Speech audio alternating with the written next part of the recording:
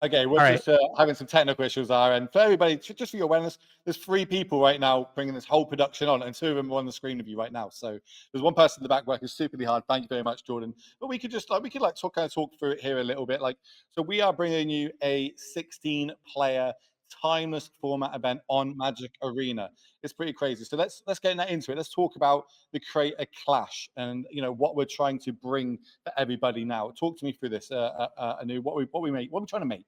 All right, so real quickly, one for everybody who may have missed it, the format that we're playing today is Timeless. This is the newest format on Arena, and the cool thing about Timeless is that it gives you access to every single card on Arena. And honestly, Arena has come a long way. There's a lot of really cool cards. You've got cards like Deathrite Shaman, you've got cards like Luris, you've got cards like Brainstorm. And what also excites me about this format too is that Arena has shown as a digital platform you can make a lot of edits to certain cards. There are a lot of Arena exclusive cards. And what I really like about this is that you get to play with the original tabletop versions of the cards. So great example, Minsk and Boo is 2 red and a green in paper, but online, it has been adjusted. Power has been balanced out, which is cool that you could do that online. But I love playing with my 2 red and a green Planeswalker. I love playing my hamsters. And that's what Timeless allows you to do. It's one of the few places where you can actually play with the tabletop versions of cards. Now, the Creator Clash itself, maybe we could take a look at the list of players that we have today. We have 16 star-studded celebrities. Yeah, I'll go with that. They are some big names. Talk me through these 8. Yeah, so you can see here, our first 8 players, we've got Aspiring Spike, we've got Rebel, we've got Reed Duke, Niall Joan Rivers, who worked on me with coverage in the recent RC, Nathan Stoyer, Ham Hawks Jaffer, and Gabriel Nassif. We've done a great job introducing everybody on Twitter. So if you want to see their specific cards and a little bit of information about them, feel free to check out Will's Twitter, my Twitter, where we give a little fun fact about everybody. But all of these 8, our first half of competitors, are incredible Magic players. They're also incredible content creators, and I'm excited to see what they're bringing to the table today, how they plan to tackle this brand new format. Well, we did say there's 16, so we've got another 8 to show. Let's get them up on the screen. I'll talk through them. Of course, look at those first 8, absolute star-studded, but now look at this, 8 absolute powerhouses of the game. Starting there, one of my good friends, Philippa. We've got Elliot Dragon, we've got Doomwit, we've got Ash, Lizzie. Where's my besties in chat? Let's get those emotes flying. Then we've got Arnie, and this I've been practicing this last name, Muxbeth. I spoke to him, he said he was happy with that one. And then we've got Ellie Eldrazi, Corey Baumeister, and of course Missmin. Absolute powerhouses in not only the arena game, in the paper game, in all different formats. These are some star-studded players that we've got taking part, and that's the full 16. But there can only be one person taking down this tournament, right? Absolutely crazy. But what are they playing for? What is on the line for these 16 players? Let's see if we can get the prizes up on the screen and we can talk through that, because we're doing things slightly different here in the Timeless format. It's not just a straight, come first, win a lot of money. We've got a couple of extra prizes. So if the first player today in our top 4 will be $400, second $200, third $100, fourth $100. But let's talk about these 2 on the right hand side of the screen, and you break that down for me. Yeah, great call out here. We have 16 players, so that's 5 rounds of Swiss followed by a top 4 cut, and we're paying out to the top 4. But what's really exciting about this event today is that we actually have these additional prizes. Now, with this being a Creator Clash, I think and just like the state of Arena and Magic, it's really cool that we get to sort of warp the prize support a little bit here. So we actually have 2 prizes you can see on the screen here. The first is the best budget deck, and this is being awarded to the best finishing deck with 25 or fewer rare wild cards, to see if we can get a deck list in the event that has honestly just is easier to get access to, and it is also as competitive as possible, so you can climb the ladder, get to Mythic, become the champion that you want to be. The second list that we have, the second prize that we have here, is the community favorite prize, which is you, Twitch chat, you, Twitter. You get to vote on what you think one of the coolest decks is this weekend that you're going to see. We're going to narrow it down to 4. You pick one of the 4 in a poll that'll go on Twitter sometime today, and I'm pretty excited that we get to have these variations. I guess shout out to Eternal Weekend, North America Card Titan, for doing giving the inspiration for these kind of fun prizes that we can do in these events. Yeah, it's a brand new format, right? Which requires a lot of wild cards if you're just trying to get into it. So, we've given incentive to the players. You've got to try and make a competitive deck with the least amount of wild cards possible. So, new people, you watching at home, if you want to take part in this and you think, okay, I can't get into arena, well, we've challenged them to try and come up with some top tier decks for the lowest possible wild card that there is. So we're doing that for you. And plus, we like getting you involved, hence the community favorite. So keep an eye out on all the deck lists. They're going to be posted up. They're going to be on Millie. They're going to be seen throughout this tournament. If you like one, keep it in mind, because when it comes to voting, we're going to want you to vote for it. So yeah, and one clarification I'm seeing in Twitch chat, someone is asking to be very specific about the best budget deck. First time trying it, so we're just throwing some paint on the wall here. 25 or fewer rare wild cards only. You could literally have a deck that has 80 mythics, be fine. 25 rare wild cards. No, I play arena. Mythic wild cards, they're easy to come by. It's the rare.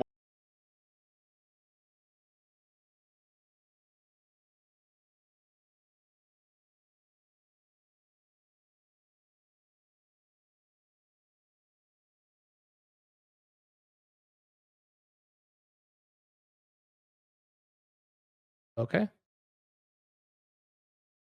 No, it's back up. It's back up. We're back up Hey. now. So hopefully you can hear us all, chat. Let us know if you can hear us now. We're just talking through these restricted cards. You didn't miss anything. Don't worry. We're going to start off with the first one, which is, of course, Channel. Yeah, Channel green gives you just way too much mana. Demonic Tutor gives you way too much selection. And Tybalt's Trickery is just, it's too big brain for me. So these are the three cards that are restricted. You can only play one copy of each. And I think the most common one that we're going to be seeing today, probably Demonic Tutor.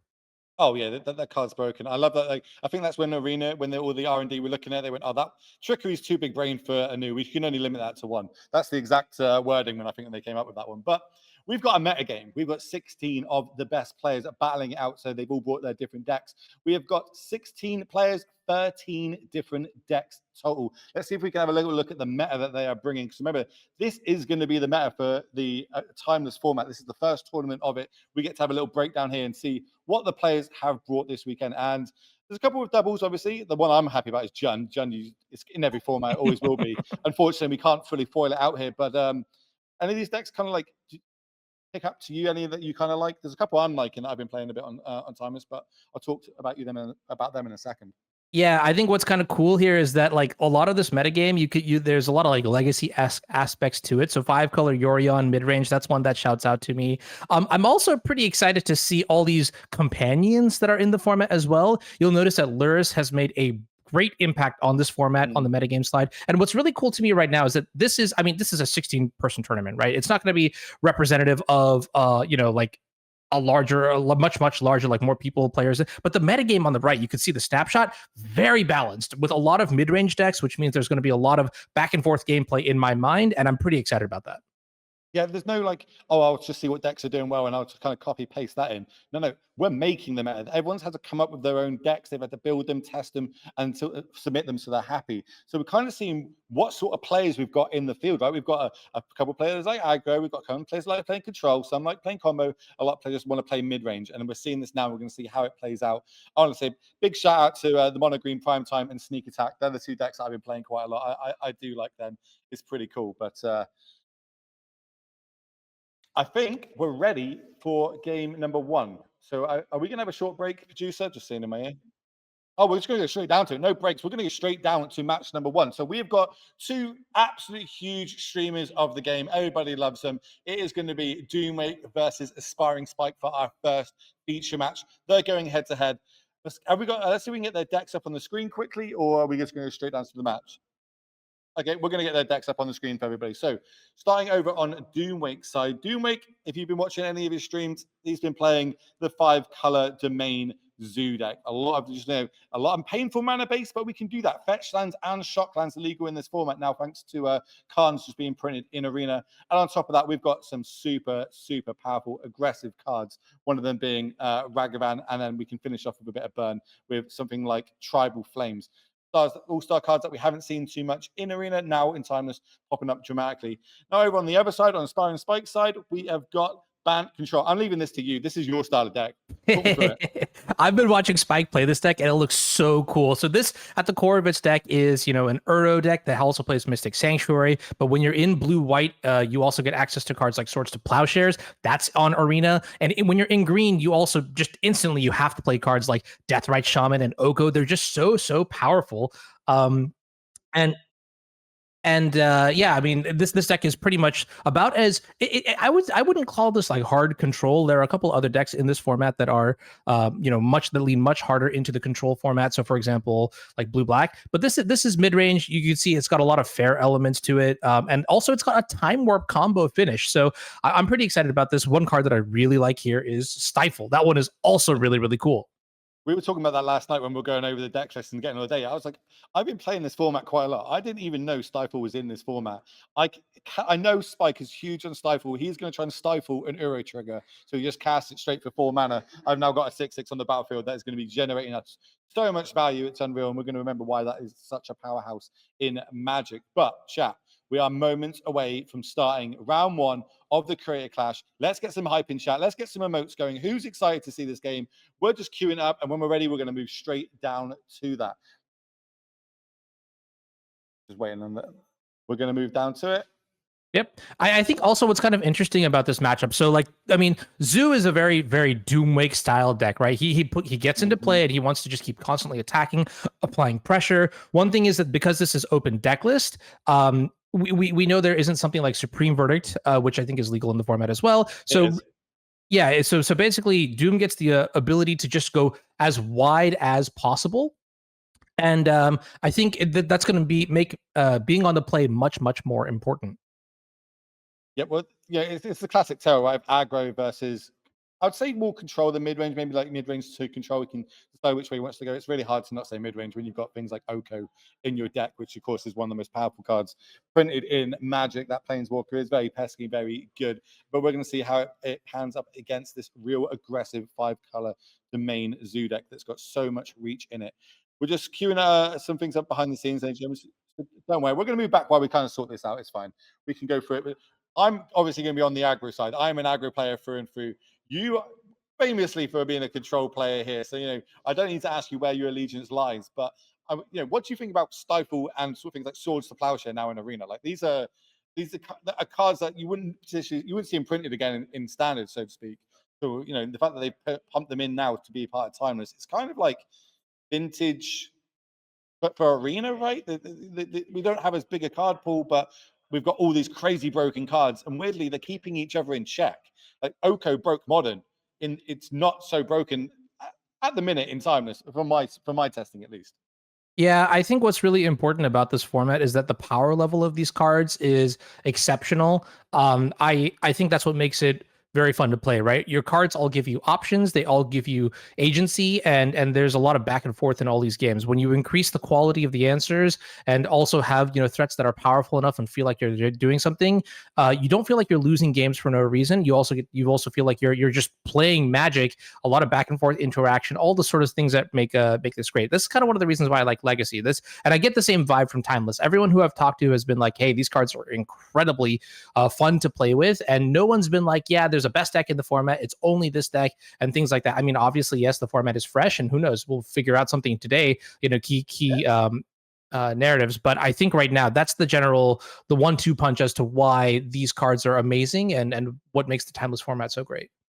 So, like, we got a little bit of data. We broke that down. We broke down the data of what cards are most played, etc. So we'll be talking about that throughout the broadcast. But we are ready. We're going to head down to our feature match number 1, which is of course Doomwake versus Aspiring Spike, 5-color aggro versus the Bant control list, and let's see how they get on. We're going to be watching it from a Doomwake side, as you can tell on the screen right now. Yeah, and this opening hand is kind of incredible, right? You have 2 of the strongest 1-drops in the form of Deathrite Shaman and Ragavan. The problem is you only have 1 land, and so that makes things a little bit nerve-wracking. Aspiring Spike on the play is going to lead with his own copy of Deathrite Shaman, and I think this is a pretty reasonable start for Doomwake as long as he gets to draw, mana sources and start casting spells. He's got a second mana source. The thing I think he's missing his removal. That's like he wants to get that death right off the battlefield so we can get in with this Ragavan and start generating like potentially like turn 2, turn 3 Oko. And that's the real power of this format is you can go turn 1 death right Shaman or Ragavan, turn 2 Oko, and Oko's loyalty is so high and gets so high so quickly. It's so hard to deal with. And we might just be seeing that now from Spike. Exile and the land, floating the mana. It's been a long time since we've been able to say that about Deathlight Shaman, and here comes the powerful free drop Planeswalker Oko. Probably going to tick up, create a food token, and that's what we're going to see. +2 tick up. Just another Ragavan off the top for Doom here. Yeah, I mean, this is going to showcase Oko. Oko, we all know, and I guess kind of love/hate Oko. I don't know. This card was very, very powerful. So powerful that it's banned in Modern and banned in Legacy. So if you want to play this card, either you go and get a set of power, or you play here in Timeless. The loyalty on this card is just so insane, and the amount that it supports the board presence with the constant food generation and the elk creation is just a lot. Yeah, it's pretty crazy what this card can do, and we've seen it literally from both players now. Both players turn free from 2 different 1-drops. Let's be honest, the 1-drops are very key in this, and they're both extremely powerful. And we're kind of seeing this like the back and forth battle. It's always been what's the most powerful 1-drop printed, and I'm on the Ragavan side. Some people say they're on the Death Right side. I'll be interested to see which side chat is on, but we are now seeing Okos going head to head on the battlefield, both just making food tokens, potentially going up to free freeze very momentarily. I think what's also really important here is just to identify that mana acceleration is very critical in this format. Once everybody gets access to very powerful cards, the most important thing after that is to make sure that you can actually get these cards into play at a reasonable enough rate here. And that's why you see the Deathrite Shaman and Ragavan so highly prioritized in deck building.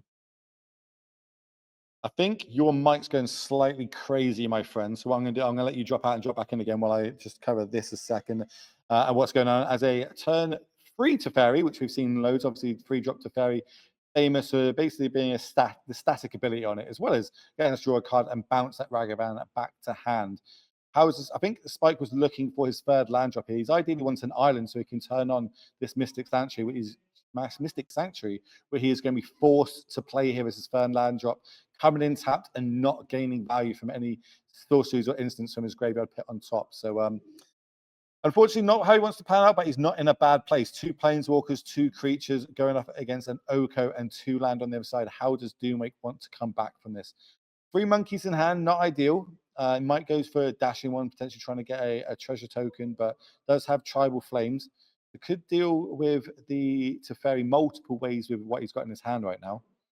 Checking audio. Yeah, I can hear you, but I think you're good. Welcome Hey, back. okay. I'm glad to be back. Yeah, I mean, this is not really how I envisioned, or Doomway probably envisioned this match going, drawing the 3 copies of Ragavan. I think one thing that's also kind of interesting here is in a world of Oko, a card like Ragavan doesn't really scale that well, which kind of leans me to I know you said that you think that Ragavan might be the strongest 1-drop of all time, creature-wise. I think it might be Deathrite Shaman. Hey, I'm happy to be proved wrong. I am more than happy to be proved wrong. And this game is showing me that I'm basically wrong because I'd rather have multiple Death Rights on play than the multiple Ragavans in hand. But we just seen that we had to use 2 of our resources to get off that 1 Oko. But look at Spike's hand. He's got another 2 Okos, but not on top of that, he's left counter spell up this turn. One thing I have noticed about this format is everybody is greedy. Mana bases are extremely greedy because we've got access to things like Ragavan, Deathrite Shamans, brainstorms to try and filter out our mana. And I've seen decks going real low on their land counts, and Spikes I don't think is any different here as he is stuck on his 3 lands looking for that 4th land drop. Yeah, I mean, the part of the reason that you want to be greedy is because your spells are just so powerful. Like, I want Luris, I want Deathrite, I want Dragon's Race Channeler, I want Brainstorm. Just give me everything. And to do that, there's only so much. You have to sacrifice something. So, Blood Moon is a real card in this format. There are ways to punish, greediness, which I also love.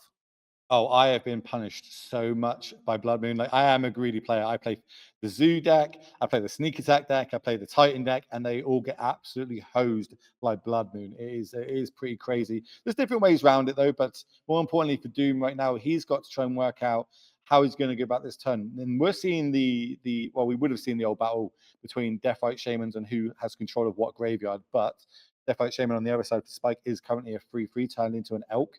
In fact, it's not even a Deathrite Shaman, it's just an elk. That's where we're going to That is true. Actually, does it still retain the name? I think so. I think it does retain the name, but it is creature type elk now, and it is green.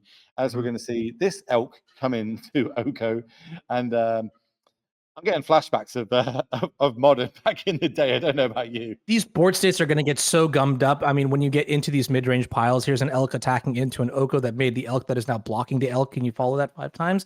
And honestly, like I think right now, very clearly, Spike is definitely favored because he's just going to have that constant amount of advantage that he's going to be generating on the board, and that's what's going to be also very important in this specific matchup. Now, not hitting the land drops on time could cause some struggle, but you do have another copy of Deathrite Shaman, and maybe that's how you get back into it. Although, I mean, thinking about it now too, one of the best answers to Deathrite Shaman is like your own copy of Deathrite Shaman, like way back when, right? Like, I'll tap to exile this land and add a mana. Wait, no, on the stack, I'll exile that land and deny you of your target.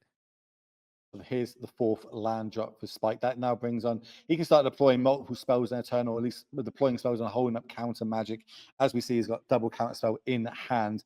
And we might even go get a Mystic Sanctuary here. I know this is one of your favorite cards, put it in Magic. I've seen you play it loads, but Spike decides to go with a Breeding Pool here and just deploy another Deathrite Shaman while holding up counter spells. So yeah, I think if we had an advantage bar, it would be to the north of my screen to Aspiring Spike, but only 10. That is 2 tribal flames away from death.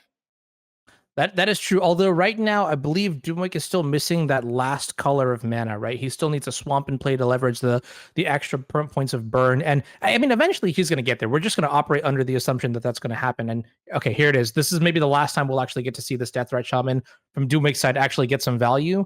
And it's going to cost, it's going to put Lelia into play. Well, now this is getting countered. This is, you've used all your resources to get that 2/2 on the battlefield. Now, here's my counter magic.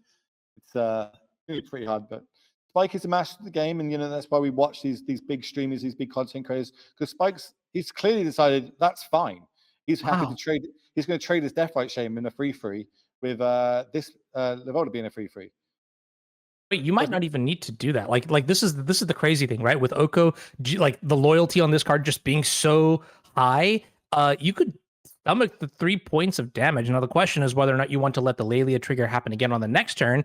And Doomwick is saying, "Hey, I need mana sources. This is why I'm making this attack." He's instantly rewarded by flopping a Wooded Foothills on the attack trigger. Yeah. Or we just chump block him. We're like, oh, we've got too many Deathrite Shamans in my hand. I'm happy just to chump block it. I see it. Spike's like, "Hey, nice Lelia. Would be a shame if something were to happen to it." If it was turned into another 3/3, but it's but it keeps the +1/+1 counter, right? So it would be a 4/4. I think that's how that works. Yeah, that is correct. It would be a 4/4, and most importantly, it would be my 4/4 from the perspective of Spike. Because he don't forget, Oko does have a soft ultimate ability where you can swap an artifact or a creature for an opponent's creature that has power 3 or less. So this would be a sweet turn for Spike to just say, "Yoink, that's mine." It's really interesting. Well, there's a Swords Plowshare up the top. That's going to relieve the pressure a little bit. Either we can gain life with it, or we can deal with creatures on the other side. And that's exactly what Spike's doing. He's like, no, I want that one in hand. Now with double counter spell up as well, you might be saving them for the burn. I think he might be thinking that's the way I lose this game. The way I lose this game is I get burnt out. I need to hold my counter. Being super, super disciplined here in round 1 of the Creator Clash. Yeah, and so now the question is what has to happen here for Doomwake to get out of this? Because we're talking about those tribal flames that you mentioned earlier, but don't forget, Deathrite Shaman, innate life gain. Oko, innate life gain. So there's a chance that in a couple turns, this Oko is just going to stabilize. I mean, the board is already stabilized. The life total is maybe somewhat threatened, you could argue. That's not going to last for too long. Well, yeah. Over on Doom's side, he's like, I need to close this game down. The more draws I give Spike, the more chance he's going to get out from under this like 10 life and potentially start running away with the game. Doom needs to get more pressure on the battlefield. He needs to get more damage across. Otherwise, eventually, when it comes to the mid to late game, he is not going to be favored. But we do see Deathrite Shaman doing a lot this day and age. Maybe we'll see the old draining gain, especially if I've got 2 versus your 1. He could end up getting there. Yeah, absolutely. All right, here comes Territorial Kavu, and this is going to get counterspelled. I mean, I do kind of like this here. You have to start converting the cards in your hand onto the board. This counterspell has kind of just been stuck in Spike's hand for a while. So now you can sort of see he's flipping the switch here, just saying, all right, well, trade my cards, use my mana, and I'm on the board now, and I'm going to leverage this advantage. Sign the slip, Doomwake. Well, here's a good one. Euro off the top. We're going to see. We're just seeing all these. So, like, every card's a house. Every card is just a powerhouse in this format. Now we're going to attack. Now we're going to get a Swords Plowshare. That's 1 mana. What's nice? Oh, 1+3 means I can double spell this turn if I choose to. This is going to be so cool. Seeing how this goes. I think we're going to swords the Deathrite Shaman on the other side. That equals up the Deathrite Shamans on both sides. And are we holding up counter magic, or are we playing a bit of Euro here? Where are we going? Oh, I love the discipline holding up the counterspell here. I mean, for multiple reasons. The first is like, A, you don't want to get caught with your pants on the ground, but then also B, if you play the Uro on the board here, this is something cool that Deathrite Shaman can do, is that can exile creatures from either graveyard. And you would end up losing your Uro if that were the case then. There are ways to play around it, but on the current board state, I think it makes a lot of sense here for Spike not to do something. Aren't we on like turn 10 or something, and both players are still struggling for lands? I said it was greedy, but this is real greed right now. We are just not seeing land drops from both these players. Tribal Flames, counter spell, going to stop that. Oko is sticking around a little bit longer. All right. Yeah, and I like that too. And so now we've used all our counter magic. We've got nothing much else to hold up in quotes mana for. So I think it might be just time to go ham, right? You've got 1, 2, 3, 4, 5. Okay, you have to still draw another land here off the Uro if you're to play it. But as it stands right now, you probably just don't even mind if the Uro gets removed, because this Lelia is just it's drawing cards, it's snowballing the board. This is actually just so incredible. And I don't think, looking at Doom's list, which remember, lists are public chat. You can see them yourselves if you want to go have a little look, see what the meta shaping. Doom does not have a good answer to this card at all. He's got no. In fact, he's got Leyline Bindings. He does have a clear answer to be able to get that off the battlefield, but he's going to have to draw one relatively soon. Otherwise, it might just be too much damage, especially when you've got Swords to Plowshares and Euros on the other side coming down.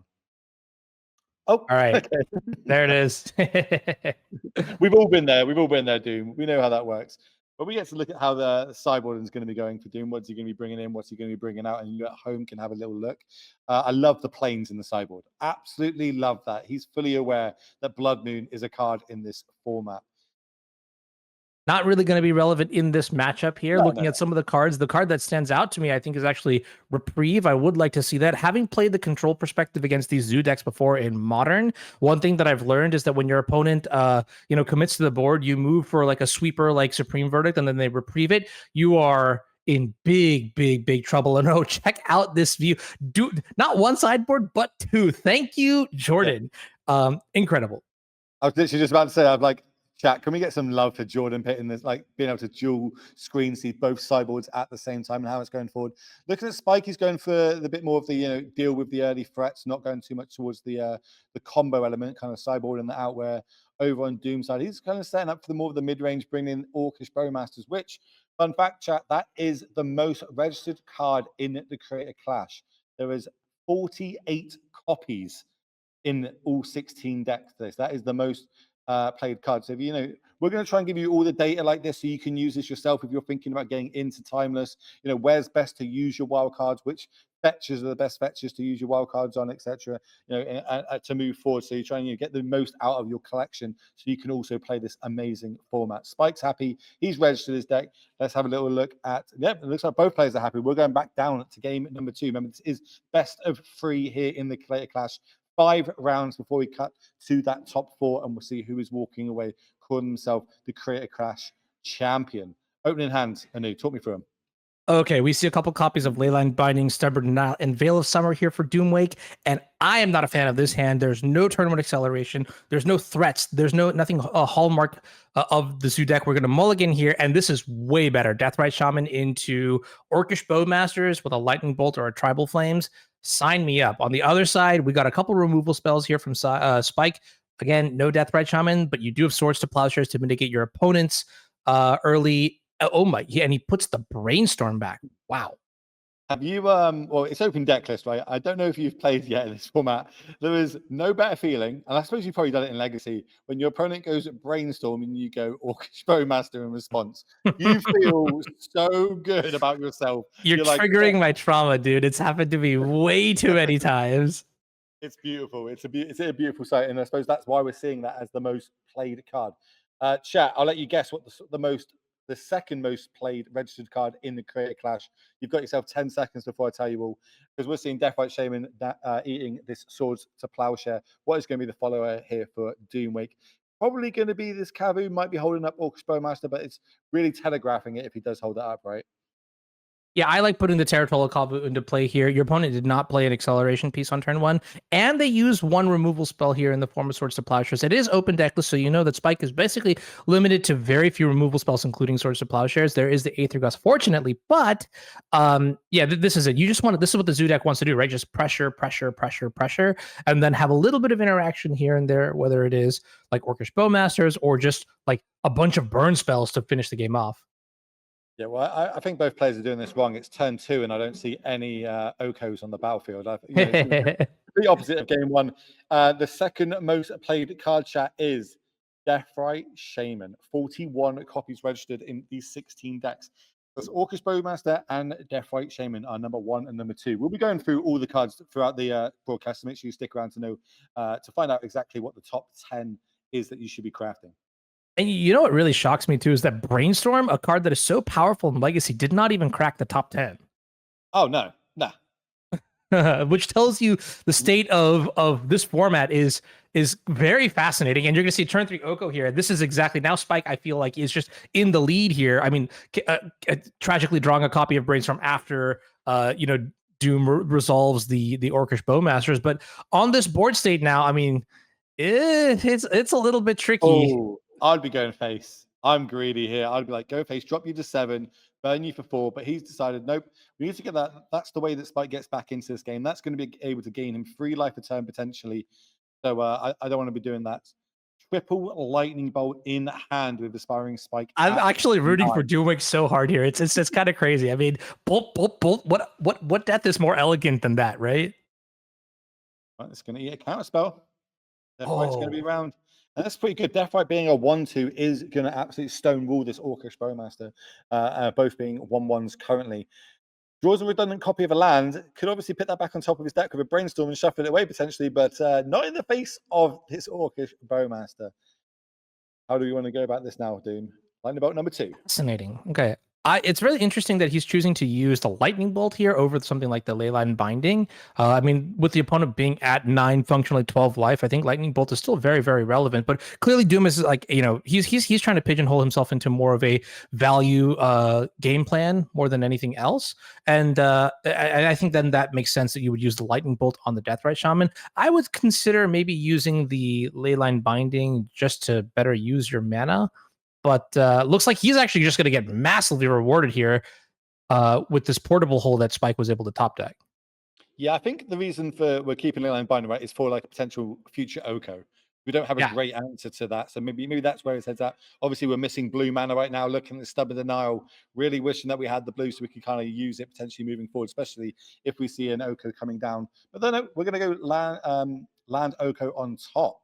Then we are kind of Brainstorm locked back for people that are aware of what that is.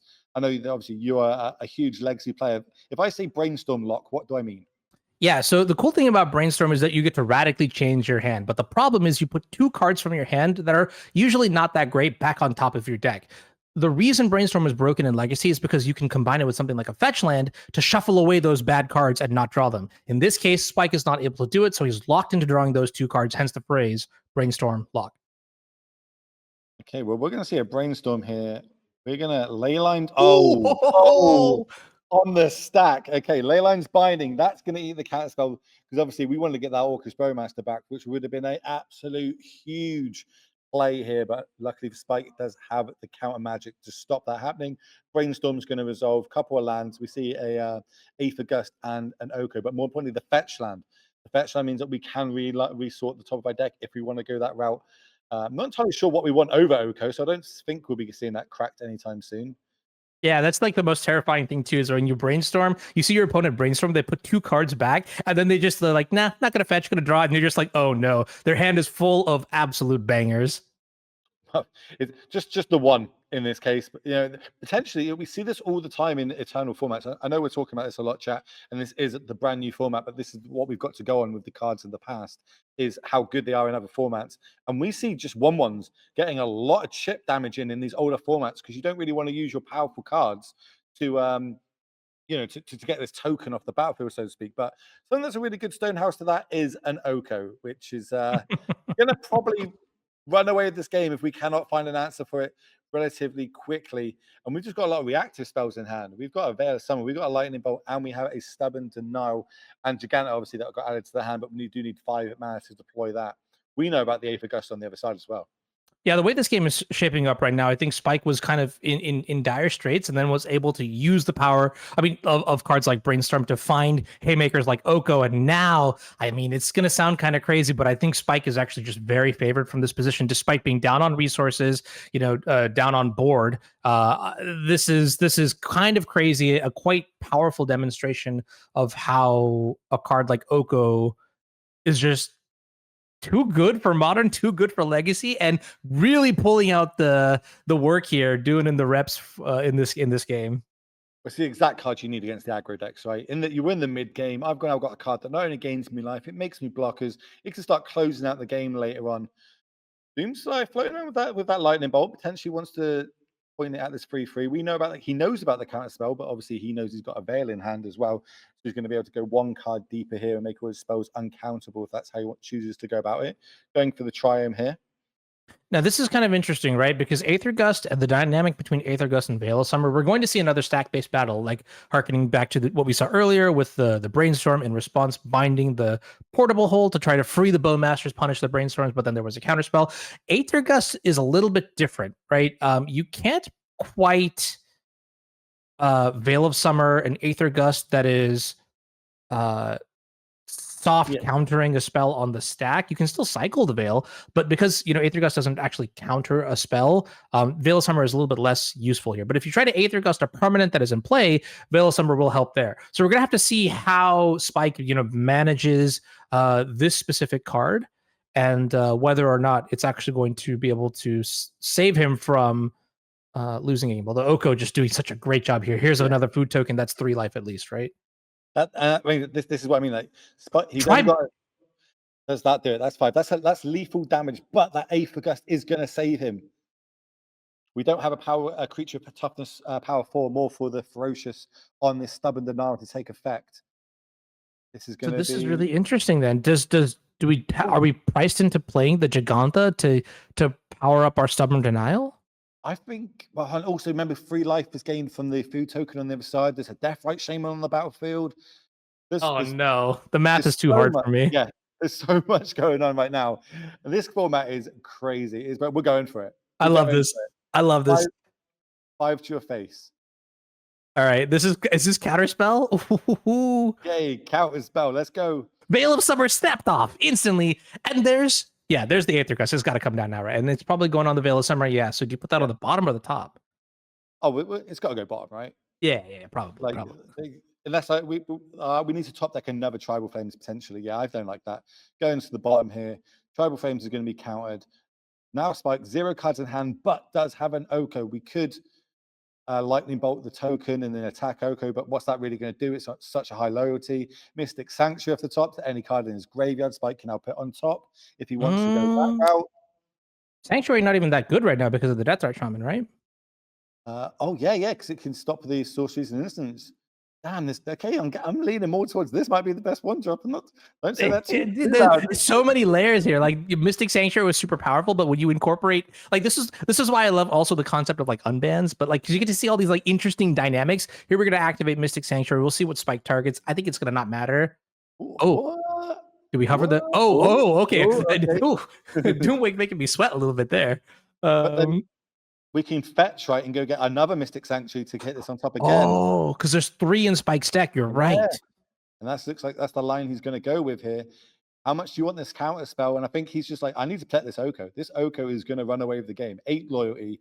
Already got a 3/3 blocker. Already got a food token on the battlefield. Do I just keep making food? Do I keep making blockers? Eventually, I'm going to have enough 3/3s to just turn them sideways and win the game. I feel like Doom is so close to winning. He's so. Oh, whoa. Okay. Okay. That was So we cruel. we can lightning. We can just straight up lightning bolt that Oko, and we've got to do it now because there's a counter spell on top. That is Oh, absolutely true. Yeah. 100, like I think we're going through the lines in our head, but that has got to be the line here. Otherwise, we've got no chance of getting that off the battlefield. How bad is the Deathlight Shaman going to be for us? We can deal with that a bit later on potentially, but we managed to get Oak off the battlefield. That's huge. Wait, Doom's still kind of in this. It was looking Yeah, a little bit rough, but Doom's still kind of in this. I think we've seen Spikes. He's turning the corner basically. He's like, I need to close this game down, and this is the way I'm going to go about it. I want your Deathlight Shaman. Okay, we're going to see Giganta come down here. Probably the counter spell because a 5/5 is bigger than a 3/3. But then from now, all the top decks going on for Doom are live. Okay, a counterspell going to connect with a Giganta, and now Spike is doing his best casino dealer impression at the blackjack tables. Look, no hands, empty sleeves. Can he pull a classic? Oh, that's a stifle. You know the next card's going to be an Uro, don't you? You know Oh, it. don't You say know that. Oh, don't say that to the Doomwing fans. They're here right now. Oh, okay. This is nice. It's going to have 5 toughness. It's going to turn off both our stubborn denials. Wait, okay, so just like that. Well, don't you, it's still only a 5/3. This one's only got 3 toughness, which means it is a terrible blocker. We will have to trade. But with Deathlight Shaman on the battlefield, two turns away, we see a Teferi on the battlefield, just drawn for the turn now. Oh my word! Now Kavu off the top. Okay, okay, we got a Don't game. call it a comeback. Oh my god, Doomwing is just nuts, man. Okay, we're going. I'm happy to trade here. He says, "Cool, trade. Take 2 points of damage. Drop to 8. Deathlight's going to bring me back up to 10. Yes, Deathlight goes back up to 10. Land drawn for the turn. Again, another Teferi. Spike must be thinking, you've got cards in hand. You haven't played them yet. Here it comes. Stun the Nile is going to come down. And of course, Ferocious is turned on, which means it is a straight up negate that is going to happen. 2 cards in hand. Another Kavu. These close down the game super quickly, being 5/5s. Yeah. This is actually kind of crazy here. I mean, Doomwig has open deck list. I actually got to double check and make sure whether or not we have copies of sweepers in the sideboard. But as it stands right now, I mean, Devin here is just like so far ahead, right? Well, we've got things like Swords to Plow still in the deck, right? We saw the Time Warps come out. We've still got Okos in the deck. We've still got Uros in the deck. And we know how powerful those cards are. We've still got Brainstorms. I think that's why we're seeing this land sandbagged in hand in case a Brainstorm comes down. There's Uro off the top. That's a huge draw here for Spike. He's not only going to be able to play it once, he's also going to be able to get it back out the graveyard, I believe. There's going to be enough cards in there. Spike doesn't have green sources, does he? Oh, maybe he's going to try and stifle this. And then that's going to get countered by the last stubborn denial. And then, this is huge. Stun the denial this, then we get to attack and eat the Oko out of the Uro, out of the graveyard with the Kavu. Are we seeing a comeback? This is what I'm talking about, right? Like, look, this is how I kind of envision most timeless games to be going, where you just have off the top. That's just dirty. It's going to be going to 1. Can he hit some way to do an extra point of damage off the top? Oh my word! Imagine if he hits his own Uro off the top. That'd be so sick. That would be, well, I mean, that would go back to Spike, but yeah, that would be pretty dirty. Oh man, yeah, this is great. This is a great display of like how back and forth these kind of games can be in these mid-range matchups. I mean, there's a lot. Timeless is a very diverse format right now as it stands, but you know, a card like Oko, something that I thought would be absolutely insane. Wow, okay, that's incredible. Yeah, game 3. That was so swinging. We started off with Doom applying the pressure, getting there. Spike, very timely top deck of that portable hole. Thought he was pulling back through. I still don't think if we don't trade that Oko at that point, I think we can run away with the game. But Spike decided to go with it, went with there. Lightning Bolt managed to take out the Oko and then come back from there, just top deck central, Kavu, and managed to get there. We are going to a game number 3. Yeah, no changes here from Spike's side. I kind of want to see the Tribal Flames and the Stubborn Denial come back in. I think these cards being so good against something like Oko means I feel like you just really want it. You know, like it's I don't know what we would exactly cut though, and that is kind of the problem. It's really back and forth. Maybe some of these like vanilla creatures, but then you run into the issue of like, all right, if I cut my Territorial Kavus and my Nishoba Brawlers, then my Stubborn Nile isn't procced, and then I don't know. It's definitely going to be really tricky here. But I mean, the way the game played out here for Doomwake in the first post board game, didn't look too bad. Not bad at all. I think it's quite hard for Doom, right? Like it's the main problem is Oko. How does he stop an Oko hitting the battlefield? Okay, if it's hit the battlefield, how do I kind of get off the battlefield? The late game, I've got to stop the late game of Uros getting played back out of the graveyard for Mystic Sanctuaries being turned on. Do I bring him a graveyard hate? A Kavu is going to be enough just to deal with the graveyard. Do I have to, Orcish Bowmasters, do I have to hold them up instead of deploying my 2-drop on turn 2 into a counter spell, which can lead into a turn 3 spell? There's so much like big brain plays that are on the line because every single card matters and every single card is super powerful. Oh, wow. Choosing to dial down on the Stubborn Denials. Okay. That's fascinating. I mean, looking at that game, it didn't seem very good. Spike did have a lot of ways to sort of remove creatures. And most notably, it's no laughing matter, right? Oko turning your 4/4 into a 3/3 does make something like Stubborn Denial a little bit of a liability. And cutting a Ragavan, that is very fascinating. On the draw, I think I could justify that too. Ragavan is a very powerful card. I mean, we all know it through Modern, some through Legacy and Vintage. But in this format, admittedly, the board states in these mid-range mirrors, Ragavan's not always the greatest top deck. It might not be the best 1-drop in Timeless. I'm just saying. It might not be the best 1-drop in Timeless. We'll find out. That was a snap keep for Aspiring Spike there. A couple of lands, got a 1-drop Deathlight Shaman, and a couple of Oko. So we have got a turn 2 Oko coming down for Aspiring Spike. Over on Doomwake side up, he's having a look at this opener here. Decides to mold down to 6, putting back the Tribal Flames, and we are going to game number 3 here, round 1 of the Creator Clash. Remember, 5 rounds of Swiss before we cut to the top 4 and crown ourselves a champion. But we'll be covering all that later on, chat. More importantly, we need to see who is going to be taking down this round number 1. That was a very, very critical draw here for Doomwake. Drawing the Wooded Foothills unlocks the red spells in your hand. Breeding Pool would give you, Stubborn Denial to counter maybe an Oko on turn 2, but you do need a way to remove this Deathrite Shaman. You do need a way to get your threats on the board as well. So very, very good deck building, we'll call it. So I'm going to do some quick updates here from our back tables and what's going on. We've got, it looks like Elliot Dragon fans, if you're out there, you're going to be happy that he managed to get the W. It looks like Reed took the W against Philippa on Renoda. We have, who else we got going on here? Looks like Corey picked up a loss to Jarman, managed to get the W there. And obviously, we're still seeing how this one is playing out. And there's a couple other games still playing in the background. So now we're all caught up. I don't see a turn 3 Oko. What's going on? Yeah, that's crazy, right? And Spike does he have the soul read on the Stubborn Denial? Look, there's no black mana up on the other side, which means there is no reason for him to be holding up cards. And this now is the sell to me. I'm like, oh, you may hit your 3rd land drop and you're holding up the blue. You can get a couple of tells from Arena, like stops happen a lot when you've got cards to play, and when you don't have cards to play, it will just keep skipping. You can tell when your opponent looks at the graveyard. Like I've seen it a couple of times now, looking at Spike's graveyard. When it gets highlighted, okay, there's a Mystic Sanctuary coming down. Like see there? Choose Mystic Sanctuary, looks at his own. So you're telling me you can get real sweaty in Arena, huh? All right, I like that. I like that. Well, you see, like back in the day, in the high level tournaments that we used to have on this I'm alive right now, by the way, just in case anybody's wondering. Yes, I am alive. This is happening. This is the Dream Stifle, the trigger here. I'm so happy for this. Was that on your bingo card? Oh yeah, I have it actually tattooed on my arm. Live the dream. Uro Stifle on Arena.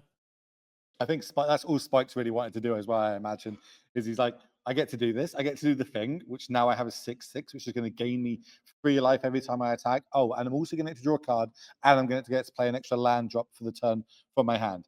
That card is so much value, and Doom doesn't really have a good answer to it right now, besides a double chump block, which is not great in the face of a Swords to Plowshare that he knows about on the other side of the battlefield. Yeah, this is looking really rough here. So Leia looks like it's, oh my goodness, looks like he's gonna be like he's gonna try to maybe get I don't know, so his own. Okay, this is an attack.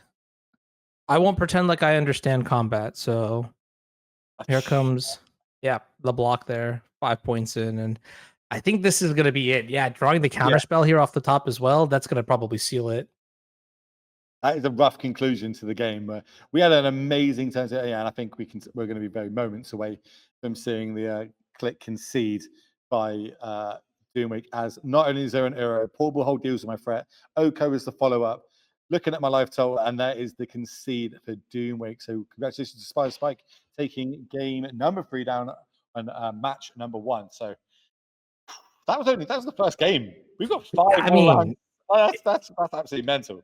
It's going to be a long day, but it's going to be filled with some sweet, sweet timeless action. I think that match was very, very awesome. Sort of show you like that there can be some blowouts when you have your combos come together, like Uro and Stifle, which is kind of weird calling it a combo. But there are also a lot of very, interactive games where the top decks do matter. Like that game 2 was so sick. Seeing like Doom had the driver's seat, then he passed the wheel off to Spike, and Spike was like, "Nope, catch," and then Doom was able to take game 2. Right, so pretty excited.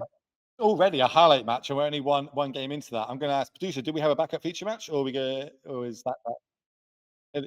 We've got a backup feature match for you, so we're just going to sort that out in the background, which is a nice time for me to plug something new. Obviously, if everyone's inspired and likes this timeless format, well, we've got another tournament on it next weekend, but this one is open to everybody to play in. It is another 1K, so if you want a chance to try and test your skill in timeless format, maybe you think you can brew a better deck than these players that we've got here, or maybe we're going to shape the meta and a deck that can beat the deck that wins this tournament, this is your chance to prove it. You can sign up right now. I imagine there's going to be some sort of command in chat. If not, we'll try and get the command plugged in there momentarily so everybody can start joining up. You can see what it is. So if you want to test yourself in timeless, this is the place to do it. On that one, I'm going to tell you what the 3rd most played card was, or registered in our Creator Clash. And this one I think this is a nice one to know if I'm trying to get into the format and where I should be using my wildcards. It is a fetch land. So out of all the fetch lands, which one should you be using your precious wildcards on first? Well, 39 copies. Our 3rd most played card in this tournament is Polluted Delta. It is the black-blue fetch Makes land. sense. Yeah. It does make sense with Orcish Bowmasters and Deathlight Shamans in there, but I'm being told in my ear, we are ready for our backup feature match. So let's get down to that. Let's get more timeless action where we are going to have Hamhook 42 against our world champion, Nathan Stoyer, where these two are going to go head-to-head and battle it out. We're going to have over on Hamhook side, he has got the Sneak Attack deck, which is super powerful if you can get this combo off going. And over on Nathan's side, well, he's going for a little bit of combo himself. Talk me through the combo that Nathan's going to be going through, Anu. Well, it's Underworld Breach, and it's got a couple pretty sweet elements to it. I love myself Underworld Breach, but we're going to kill with a card called Tendrils of Agony, which my Eternal fans definitely know about. This is a card that requires us to count to 10 because it does have Storm, deals opponent loses 2 life for each copy on the stack here, and using Underworld Breach, we'll get to buy back a lot of cards from our graveyard over and over and over again to get that storm count. Those cards are going to include Demonic Tutor. They'll also include Stitcher Supplier potentially, and then you have Diabolic Intent as a card that could tutor up what you need to get that consistency element in there. On the other side, you have the Sneak Attack deck, which is about as straightforward as it gets, right? You play that Sneak Attack, you put that creature to play, and you just hit hard. Atraxa, Minsk and Boo. These are some of the notable cards that you can see in the opening hand here for Hamhocks. Yeah, I'm having a little look, and surprisingly, like when I've played this deck, when I have a natural order in the list. Doesn't look like there's any in the 75 here for Hamhook, so that's interesting. Trying to like power out a really early Atraxa is a nice little added bonus to these sneak attack decks. It kind of plays as the 5th to 8th copy of sneaking one of your big threats into play. Remember, open deck lists, so both players are fully aware of what they're against. This is where we're going to see how much they've played this format and how they want to go about attacking it. Because the turn 1 Ragavan unanswered might swing my opinion on the best one drop in this format again, because it is crazy when that goes unchecked, and I don't think we've got a good answer to it. Well, this is a really cool card here we're about to see. It's called Assemble the Team. Now, this is an arena exclusive card that lets you search the top 1/3 of your library, and then you can put any card from that into your hand. So this is like a functional, like a good enough demonic tutor for constructed decks. And you're going to see here, probably going to pick up a land here just so that we can continue curving out. Really interesting card, and I love the design. It's kind of sweet to see this card see competitive play. Well, I like to see it in this deck, right? Sneak attack, famously, you need sneak attack plus a big fatty. in this, sometimes you're going to have the sneak attack and you can't find your big fatty. This is a great way of doing it. Sometimes you can have your big fatty, you need to find your sneak attack. This is another great way of finding it. So it gets to turn and burn for your deck, and it being in Golgari colors, it fits beautifully into this Jund sneak attack list. But we do get to connect with Ragavan. No great hit there, just a land off the top. That does mean that we get a treasure token, and now we get a Deathrite Shaman on the battlefield. And this is going to start filling up our graveyard, turn and burning for things like Underworld Breach, so we can potentially try and get a combo kill in the next couple of turns, as Thoughtseize is the follow-up play. Survey trigger on the stack. Obviously, Nathan, we all know Nathan, and we all know what he can do. We've seen him have the absolutely phenomenal last 18 months of Magic. Of course, Team Handshake is who he's associated with, and he's got more trophies than me and you combined, Anu. And obviously, we're great players, and we've got loads of trophies, right? Yeah. You can't see it, but I've got all these trophies hidden behind my camera. Yep, that's me. Still got all these. What's really interesting about Nathan's deck too, I think, for a combo deck, is that it really does have a lot of fair elements to it. So the way this game is playing out, you really couldn't tell that this was a combo deck, right? We went turn 1 Ragavan, we went turn 2 Dragon's Rage Channeler Thoughtseize. That is a modern deck for all I know. And you said that's fair. You're like, he's playing fair Magic here. He's got turn 1 Ragavan into turn 2 Dragon Rage Channeler into a Thoughtseize, and that's fair to you? Welcome to Timeless, my friend. Welcome. Or actually, yeah, you already know. But yeah, I think that's what gives this Rakdos Breach deck, the legs to be as powerful as it really is because you're just basically playing good cards, right? Like, for example, in Legacy, you've got cards maybe like Lotus Petal, which are like not really great standalone. When you have, cards that can just give you reasonable game and then you finish off with some sort of incredible combo. I think that's a 1-2 punch that we have seen historically do very well. Actually, kind of one of the reasons why Underworld Breach even got banned in Legacy to begin with is because it was very cheap, it was very effective, it was very lethal. But then imagine you just have like a Monastery Mentor in play, or you just have like control elements in the deck, and that's kind of what this deck is trying to do, except without the white and more black spells like Orcish Bowmasters and Thoughtseize. I'm half hoping we get to see the combo go off. I'm a big fan of my combo decks. It's kind of like how I like to do it. Hitting off the top a Once Upon a Time now. Talking about cards that have been banned in other formats. When you don't have to pay mana for spells, they tend to be pretty good and can get abused quite well. This one, obviously, we have cast our first spell for the game, so it's not going to be free. But for 2 mana, we can look at the top. I believe it's top 5 cards, and we get to pick one of them into our hand. Right? Is it creature and land? So again, it helps. Lets us be greedy again. Lets me keep a really low land hand and go find my hand with it this way. Or maybe I need a creature, a 1-drop to go with. And we decided to cast it here for Nathan. It's that powerful. You're going to get his Survey trigger as well as looking at the top cards. He gets that basic Swamp and puts that straight into play, as now we've got a Bauble coming down, drawing him a card. Ooh, 2 off the top. Okay, now Demonic Tutor is pretty sweet. That's one of our restricted cards. But let's talk about this interaction now. Fabled Mirrorbreaker, chapter 2 on the stack. That gives us the ability to draw up, discard up to draw 2 cards and discard 2 cards. So we decide not to discard cards. We don't want to be drawing cards in the face of an Orcish Bowmaster. Kind of putting like a brick wall on. Okay, you want to filter your hand a little bit. You want to try and get that combo going. Well, if you do, I'm going to get a bigger creature and I'm going to do a little bit more damage to you. Decides not to go with it, just playing a second Fable the Mirrorbreaker. And with this pressure building up on the other side of the battlefield, this might not be enough. This is what I'm trying to say there, right? Look, like Nathan is playing a combo deck. Where are his combo cards? His fair cards have basically carried him through this entire game. And I mean, that to me is actually incredible. Really interesting decision here too by Hamhawks on this turn 3. Another line to maybe have considered, like, you can see Nathan had prioritized making a land drop earlier. Hamhawks could have actually maybe, played Once Upon a Time, found a land, and then cast Demonic Tutor for something else, or even vice versa, Demonic Tutor into Once Upon a Time to get that 5th mana set up by turn 5 or 6 or whatever it is to go sneak attack into Atraxa, something like that. And we're just going to go fetch our Swamp and go. Is it Lightning Bolt off the top? No, it's just another land. We can't draw here. We do get ourselves a 2/2 like Kiki Jiki effects type card. We're not going to discard because we'll die to these Orcish Bowmasters. How do we survive? It's a free flyer on the other side. That's going to be the biggest problem here, I imagine. And we can't think of one, so we are right-click and see and going to game number 2. But we do get to look at the sideboards for both of these players because our amazing producer in the background is coming up with this, ladies and gentlemen. Look how beautiful this looks. We get to look hip, both hooray! Are sideboarding simultaneously. So let's have a little look in how they want to move forward. I see over in Hamhook's side, he has got a lot of removal in that sideboard.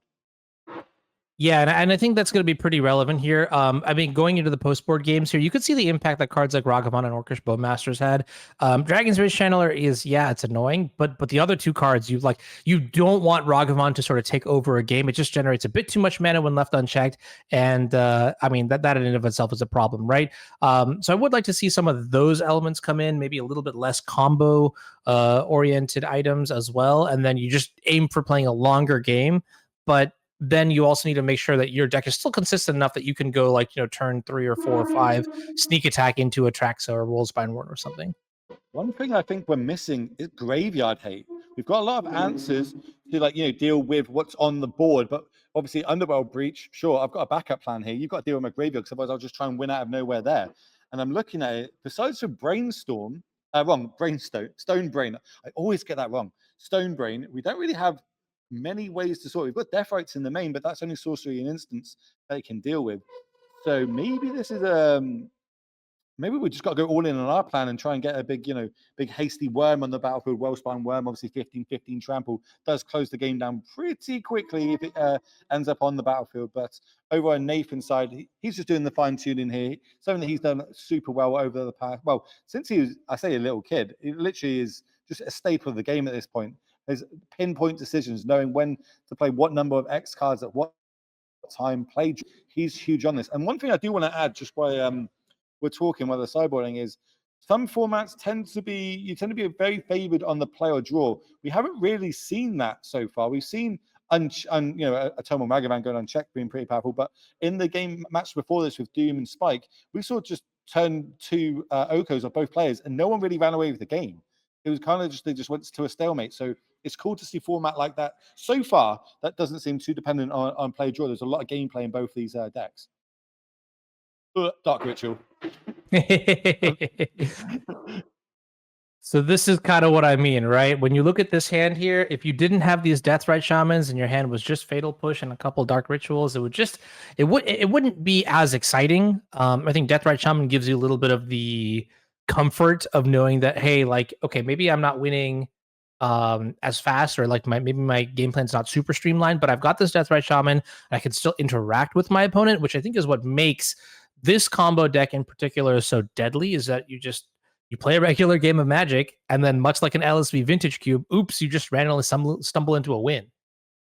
Oh, looks like he's keeping. It looks like on the other side for Hammock, he managed to cast turn 0 once upon a time and get an Orcish Bowmaster into his hand. And the first play is going to be potentially the most powerful one job in Timeless Deathrite Shaman. Fetch land on the other side. That's exactly what he wants to see. That's going to be able to turn our mana on if it doesn't get dealt with. But we're just going to go Dark Ritual into. Are we going Fatal Push double Deathrite Shaman? That's what I'm talking about. I love this. See, this format comes down to mana. When you're playing with the most powerful cards, you want to be as efficient and effective as possible. Nathan sees it immediately and says, hey, this Dark Ritual is not doing anything else. Maybe next turn you could actually use Dark Ritual to put Lurrus into your hand or something like that. And then, or maybe even into play if we want to get really ambitious. But yeah, this is fantastic. And now you have this is the most assertive play I have seen in Timeless, literally up until this point. Like Dark Ritual and a fair deck to get all these. I mean, wow. Okay, I now the wheels in my brain, the rusty wheels in my brain, they're turning. You're telling me turn 1 1/1 drops good? Is that where we're going with that? Is it? That's pretty good in Timeless, confirmed. Yeah. Again, this is I'm taking notes. I'm taking notes because next week, if I want to play in the Timeless 1K, like this is a cool thing that I may want to do. Right? I was trying to figure out how to optimize a card like Lurrus, and maybe pairing it alongside Dark Ritual really just is the light. My word! What about this? Double Dark Ritual, put Lurrus to hand, cast Lurrus this turn. We might see it. We've got nothing else to do. It looks like we might just fire off one of these for Lurrus, but then we leave it vulnerable. That's going to be the problem. And okay, we're just going to float some mana over the Deathrite and put the Lurrus into hand, potentially have a more powerful turn next turn, because we can use one of these Dark Rituals to cast another, basically our Deathrite from the graveyard again. Mm-hmm. Yeah, it's interesting. I mean, looking at the open deck list here, oh, that's a good card, Diabolic Intent. We can maybe use that later on. Sack a Deathrite Shaman, buy it back with Lurrus later. Looking at the deck list, there's only one copy of Thoughtseize here from Hamhawks' side. So I think it's relatively safe to just put the Lurrus into your hand and not cast it this turn. Although it's kind of a pinch too, because you put Lurrus in your hand, you put it into play, it could get bolted. If you keep it in your hand, it can Thoughtseize. Really, this being open decklist does sort of impact the gameplay a little bit. And we're gonna see here, yeah, this is good stuff here. We did see the extra forces get sideboarded in, remember, for ham hooks, because we had access to looking at their deck lists and how they were sideboarding. And it's just play Lurrus, play my one drop from the graveyard. I've already gained value from it. And this is why we see that potentially this card is banned in some other formats. It is a very powerful free drop. But talking about powerful cards, how about it? A Minsk and Boo. Where's my D&D fans out there? Where's my Baldur's Gate 3 fans? Come at me. This is one of my favorite cards, flavor-wise, ever printed. And we might just see double Orcus Bowmaster here to deal with this Lurrus. Yeah, Minskin Boo is really cool. I like this card a lot. But we're gonna see okay, double Orcish Bowmasters. This makes a lot of sense. Lurrus this is good respect. Honestly, respecting here the intensity that Lurrus can provide. And I don't think these decks really have ways to bring Lurrus back once it's gone like this. I don't think Unearth is in any of these lists, or like Kolaghan's Command or things like that. So no, but you can Underworld Breach and bring it back that way. Yeah. Okay, cool. All right. I was just looking, I was like, I'm sure there's a way to get it back. And I was just going through, but yeah, Underworld Breach is the way. We don't have that currently in hand. Remember, I do like the patience there from Hamhook, though. Like, we've had opportunity to play that Orcus Bowmaster since turn 2. Was very patient with it, waiting potentially in case a one drop came down. It paid off. Turn 4, we were able to get that Lurrus off the battlefield by doing 2 damage to it. And more importantly, we've got a 2/2 now. We can actually start turning that sideways into these Deathrite Shamans. Yeah, so I'm kind of wondering right now, do we actually have lethal here from Nathan's side? Nathan is also probably wondering that as well, right? With the double Deathrite Shamans, that's at least 2, 3, 4, 5, 6, 7, 8, 9. You have access to at least 10 mana with the Dark Rituals and the Deathrite Shamans. Diabolic Intent can sack one of the Deathrite Shamans for an Underworld Breach, and then it just depends on the number of cards you have. So that's at least a storm count of 3, 4 when you get the Underworld Breach, maybe 5 when you play Dark Ritual. Tendrils is the 6th spell, so if you have at least 6 cards in your graveyard, you actually just have lethal, plus you're putting cards into the graveyard, for example, when you sack the Deathrite Shaman. So I think we're actually going to see it right here. Nathan's going to try to combo off here to finish off the last 14 points of life.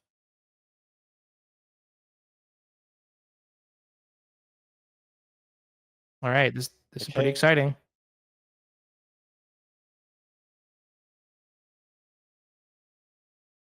So I'm going to try and talk you through comes, chat, because obviously this could be pretty crazy. And trying to sacrifice Shaman, go find a card from my deck. We go find an Underworld Breach. Underworld Breach is enchantment. When it one, we get to exile 3 cards from our graveyard to potentially cast another card. So we can start going a bit back and forth this way. And I believe we'll end up tutoring stack now, and then. All right, so just double checking in. Will, yeah, one more time. We're going to see. So Dark Ritual, Underworld Breach now is in play. You get access to your entire graveyard here. And now it's just a matter of sequencing these spells correctly. So probably, I mean, we may even be good on mana here, but one thing that's kind of critical is we need to make sure we have enough Storm for the Tendrils of Agony to be lethal. I'm actually not sure. Real quick chat, if you could tell me if there's like a storm indicator so that we can keep track of the count. Otherwise, I'm just going to assume that Nathan's going to got this one figured out here. Yeah, Stitcher Supplier is also really cool as well. When you combine it alongside a card like Diabolic Intent, if mana is no longer a bottleneck, then you can use Diabolic Intent to sacrifice the Stitcher Supplier, puts 3 more cards into the graveyard, which then you can use to buy back a Stitcher Supplier or cast another spell off of Underworld Breach. And I'm pretty sure I'm pretty sure we're good. We're good here. Yeah, this is super lethal. Hey, welcome back. I missed you.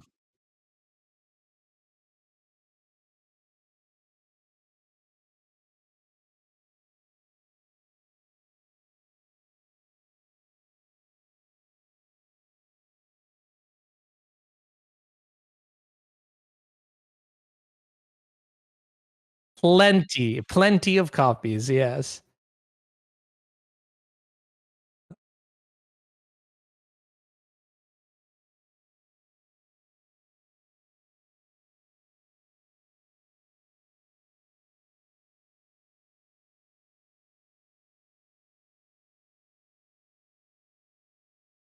Remember, so everybody battling it out to try and get themselves into that top 4. Welcome back to the booth, ladies and gentlemen. Will Hall and Ragdas, we are bringing you the Creator Clash timeless format for all you beautiful people at home. That's going to be it for round number 1, though. We're going to have a short break, get the players sorted out, get the matches played, get our feature matches and come back. So basically, stick around. We'll be back real quickly. We'll see you shortly. I mean, we're not. We're going to have 1 second while we sort that out in the background. So, right. It's going to be worth it, apparently. I've been told to me it's going to be worth it when we get back. So, highlight, Anu, out of those 2 matchups, what's your favorite part? Of the second feature match? Oh, man. You pick. Yeah. I mean, Underworld Reach is a card that is near and dear to my heart. I am a combo control player at the end of the day, so a deck like Rakdos Breach kind of does just like speak out to me, a lot. And I mean, it's also just a card that's like super powerful, can win out of nowhere. Watching Nathan sort of very elegantly dissect his opponent with that card was phenomenal, just to say the least. And so I want to see more of this card. I do know that, I think you mentioned it earlier, right? That Elliot was playing this and also did well. Okay, looks like Will's frozen. This portrait of Will is maybe. Oh yeah, I can see he's talking again.